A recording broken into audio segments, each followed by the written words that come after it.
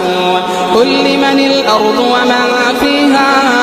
إن كنتم تعلمون سيقولون لله قل أفلا تذكرون قل من رب السماوات السبع ورب العرش العظيم سيقولون لله قل أفلا تتقون قل من بيده ملكوت كل شيء وهو يجير